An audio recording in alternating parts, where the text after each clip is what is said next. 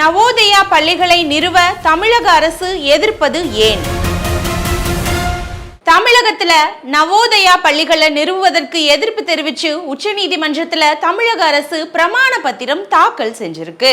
தமிழகத்துல மாவட்டந்தோறும் ஜவஹர் நவோதயா வித்யாலயா பள்ளியை நிறுவ அனுமதிப்பது தொடர்பான வழக்கு உச்சநீதிமன்றத்துல சமீபத்துல விசாரணைக்கு வந்துச்சு.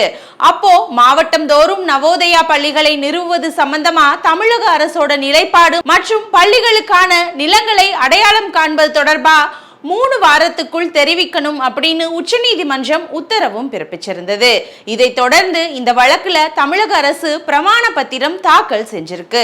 அதுல நவோதயா பள்ளிகள் விஷயத்துல தமிழக அரசு தன்னோட நிலைப்பாட்டை கடந்த ஜனவரி 5ஆம் தேதி இட்ட கடிதம் மூலம் ஏற்கனவே மத்திய அரசுக்கு தெரிவிச்சிருக்கு.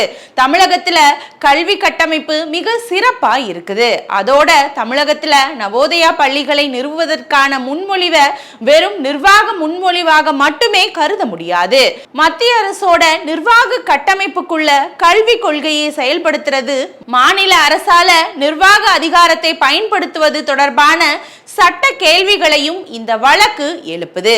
மத்திய அரசோட நிர்வாக கொள்கை மூலமாவோ நீதிமன்ற உத்தரவு மூலமாவோ மாநில சட்டத்துக்கு முரணான வகையில செயல்படுமாறு கட்டாயப்படுத்த முடியுமா அப்படிங்கிற கேள்வியையும் இந்த வழக்கு எழுப்புது. கல்வி என்பது பொதுப்பட்டியல்ல வர்றதால இதுல சட்டம் இயற்றவும் கொள்கை வகுக்கவும் மாநில சட்டப்பேரவைக்கும் முழு அதிகாரம் இருக்குது. அதன்படி தமிழகத்துல 2006ஆம் ஆண்டு தமிழ் கற்றல் சட்டத்தின் கீழே தமிழகத்துல அனைத்து பள்ளிகளிலும் தமிழ் மொழி கட்டாயமாக்கப்பட்டிருக்கு. எனவே ஒரு மாநில அரசோட சொந்த சட்டங்களுக்கு முரணான மத்திய அரசோட நிர்வாக கொள்கைகளை செயல்படுத்த முடியாது.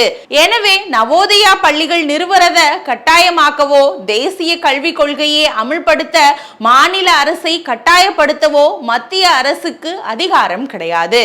எனவே நிலம் சம்பந்தமான விஷயங்கள் மாநில விருப்புரிமைக்கு உட்பட்டவைங்கிறதுனால ஒரு மாநிலத்திடம் அதோட நிலத்தை ஒப்படைக்கவோ ஒதுக்கீடு செய்யவோ நீதிமன்றம் கட்டாயப்படுத்தி உத்தரவும் பிறப்பிக்க முடியாது.